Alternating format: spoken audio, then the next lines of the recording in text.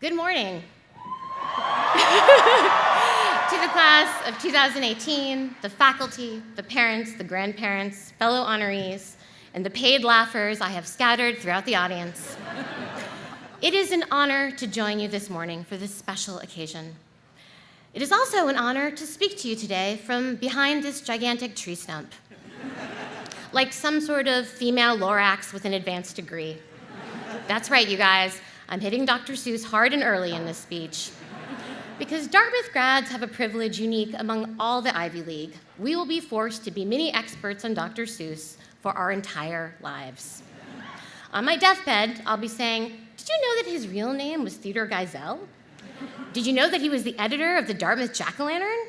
And yes, while no US presidents have gone to Dartmouth, we can at least lay claim for the wonderful Dr. Seuss. Another notable alumnus is Salmon P. Chase, the man on the $10,000 bill.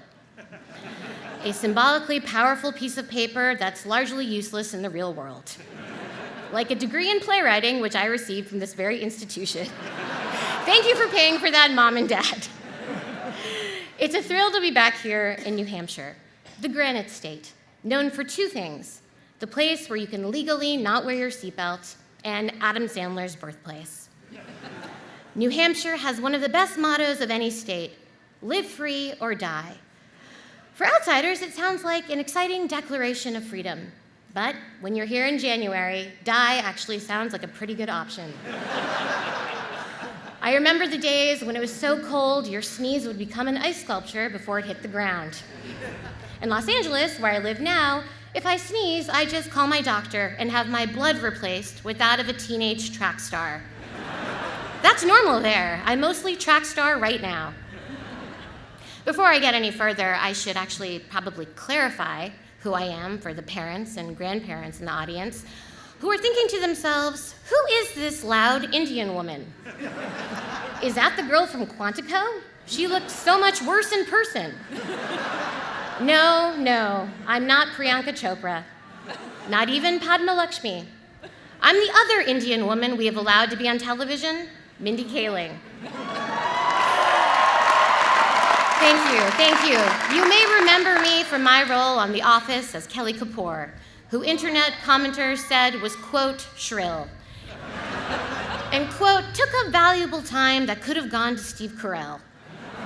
I then created and starred in my own TV show, The Mindy Project.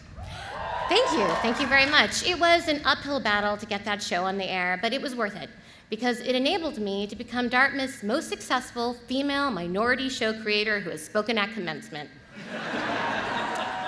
Oh wait, no. Shonda Rhimes went here. Yep, and she's created like 10 more shows than me, so great. No, cool, Shonda. Friggin' role model, good for you. But today is not about famous alumni, no. It is about the men and women who have toiled in obscurity for years so that they might better our country. I speak, of course, of the 51% of Dartmouth grads who will go into finance. Highest in the Ivy League. Look left, look right. All three of you will be spending at least 10 years in a white-collar prison. I know that going into the real world sounds scary, but it's exciting too. Finally, you'll be in control of your own lives. No longer will there be an irrational board of trustees telling you can't have hard liquor on campus. For the ridiculous reason that they don't want you to die.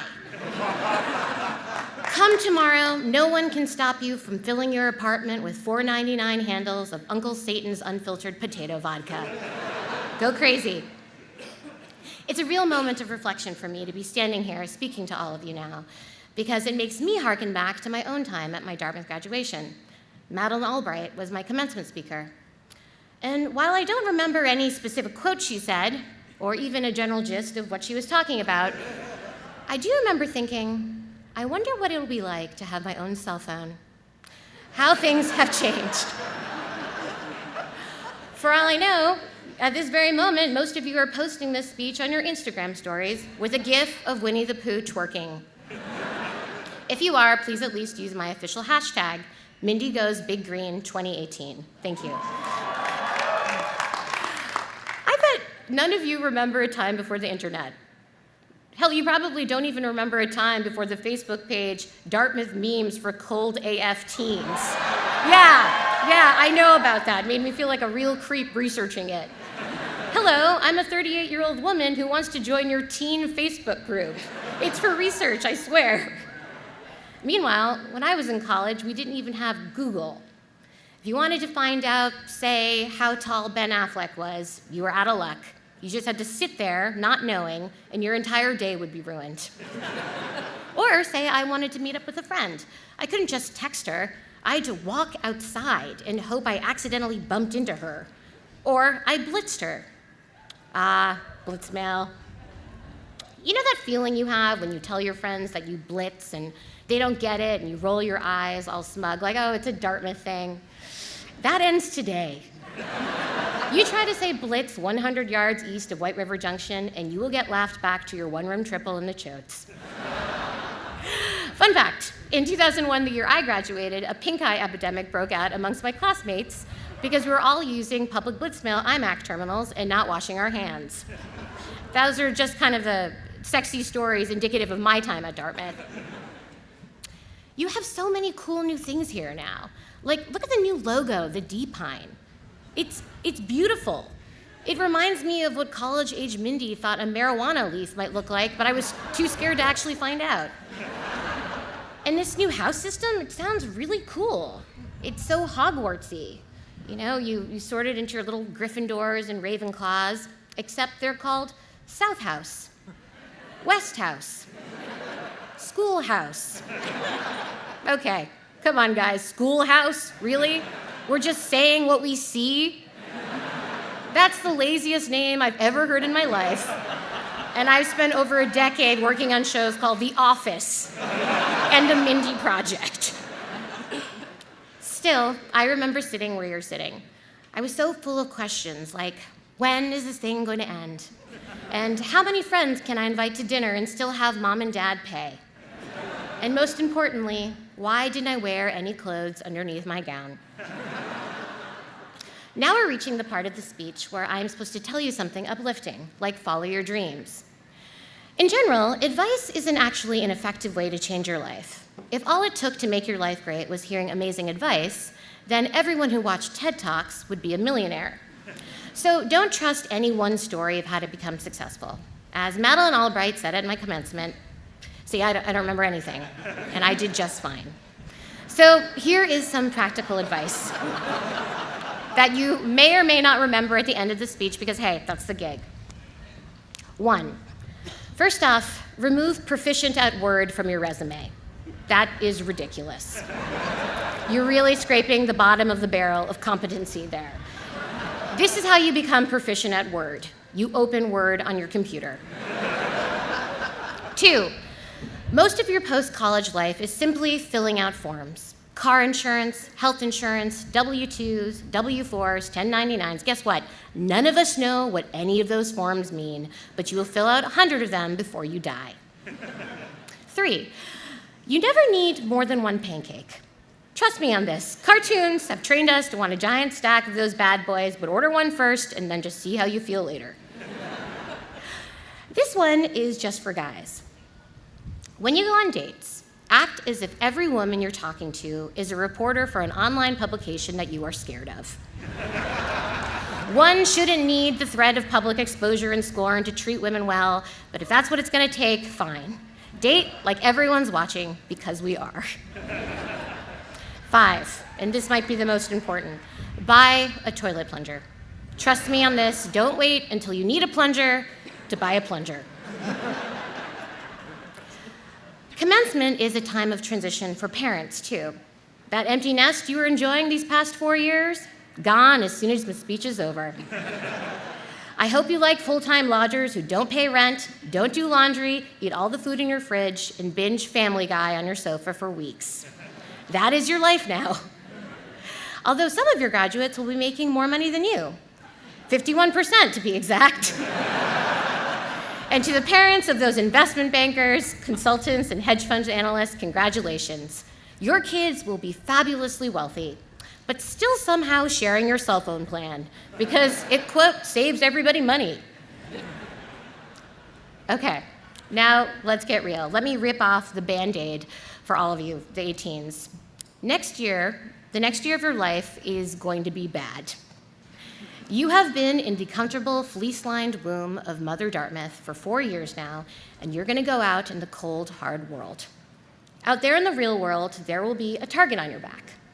People will want to confirm their expectations of Ivy League graduates, that you're a jerk, that you're spoiled, that you use the word summer as a verb. Those stereotypes exist for a reason. I mean, come on, the guy from the $10,000 bill went to this school. You're graduating into a world where it seems like everything is falling apart. Trust in institutions are at a record low. The truth doesn't seem to matter anymore. And for all I know, the president just tweeted us into a war with Wakanda, a country that doesn't exist. So, class of 2018, you are entering a world that we have toppled like a Jenga tower, and we are relying on you to rebuild it. But how can you do that with the knowledge that things are so unstable out there? I'll tell you my secret, the one thing that has kept me going through the years, my superpower: delusion. This is something I may share with our president, a fact that is both horrifying and interesting. 2 years in, I think we can pretty safely say that he's not getting carved onto Mount Rushmore, but damn if that is not a testament to how far you can get by just by believing that you are the smartest, most successful person in the world. Okay? My point is, you have to have insane confidence in yourself, even if it's not real. You need to be your own cheerleader now, because there isn't a room full of people waiting with pom-poms to tell you, you did it. We've been waiting all this time for you to succeed. So I'm giving you permission to root for yourself. And while you're at it, root for those around you too. It took me a long time to realize that success isn't a zero-sum game, which leads me to the next part of my remarks. I thought I might take a second to speak to the ladies in the audience. Guys, take a break. You don't have to pay attention during this part. Maybe spend the next 30 seconds thinking about all the extra money you'll make in your life for doing the same job as a woman. Pretty sweet. Hey girls, we need to do a better job of supporting each other. I know that I am guilty of it too. We live in a world where it seems like there's only room for one of us at the table. So when another woman shows up, we think, oh my God, she's gonna take the one woman spot. That was supposed to be mine. But that's just what certain people want us to do. Wouldn't it be better if we worked together to dismantle a system that makes us feel like there's limited room for us? Because when women work together, we can accomplish anything, even stealing the world's most expensive diamond necklace from the Met Gala, like in Ocean's 8, a movie starring me, which opens in theaters June 8th. And to that end, women, don't be ashamed to toot your own horn like I just did. Okay, guys, you can listen again. You didn't miss much. Just remember to see Ocean's 8, now playing in theaters nationwide. Ocean's 8, every con has its pros. And now I wanted to share a little bit about me, Mindy Kaling, the Dartmouth student. When I came to Hanover in the fall of 1997, I was, as many of you were, driven, bright, ambitious, and really, really into the Black Eyed Peas. I arrived here as a 17-year-old, took the lay of the land, and immediately began making a checklist of everything I wanted to accomplish. I told myself that by the time I graduated in 2001, I would have checked them all off. And here is my freshman fall checklist. Be on Hanover crew, be on lodge crew, be in an a cappella group, be in an improv troupe, write a play that's performed at the Bentley, and do a cartoon for the D, and try to be in a cool senior society. And guess what? I completed that checklist. But before you think, wait, why is this woman just bragging about her accomplishments from 17 years ago? Keep listening. Then I graduated, and I made a new checklist for my 20s. Get married by 27, have kids at 30, win an Oscar, be the star of my own TV show, host the MTV Music Awards. This was 2001, guys, it made more sense then. And do it all while being a size 2. Well, spoiler alert, I've only done one of those things, and I'm not sure I will ever do the others. And that is a really scary feeling, knowing how far that I've strayed from the person that I was hoping to be when I was 21. I will tell you a personal story. After my daughter was born in December, I remember bringing her home and being in my house with her for the first time and thinking, According to movies and TV, this is traditionally the time when my mother and spouse are supposed to be here sharing this experience with me. And I looked around, and I had neither. And for a moment, it was kind of scary, like, can I do this by myself? But then, that feeling went away, because the reality is, I'm not doing it by myself. I'm surrounded by family and friends who love and support me. And the joy I feel from being with my daughter, Catherine, eclipses anything from any crazy checklist. So I just want to tell you guys, don't be scared if you don't do things in the right order, or if you don't do some things at all. I didn't think I'd have a child before I got married, but hey, it turned out that way, and I wouldn't change a thing. I didn't think I'd have dessert before breakfast today, but hey, it turned out that way, and I wouldn't change a thing. So if I could impart any advice, it's this. If you have a checklist, good for you. Structured ambition can sometimes be motivating, but also feel free to let it go. Yes, my culminating advice for my speech is a song from the Disney animated movie Frozen. I've covered a lot of ground today. Not all of it was serious, but I wanted to leave you with this. I was not someone who should have the life I have now, and yet I do. I was sitting in the chair you are literally sitting in right now, and I just whispered, "Why not me?" And I kept whispering it for 17 years, and here I am, someone that this school deemed worthy enough to speak to you at your commencement. Don't let anyone tell you that you can't do something, but especially not yourself. Go conquer the world. Just remember this. Why not you? You made it this far. Thank you very much, and congratulations to the class of 2018.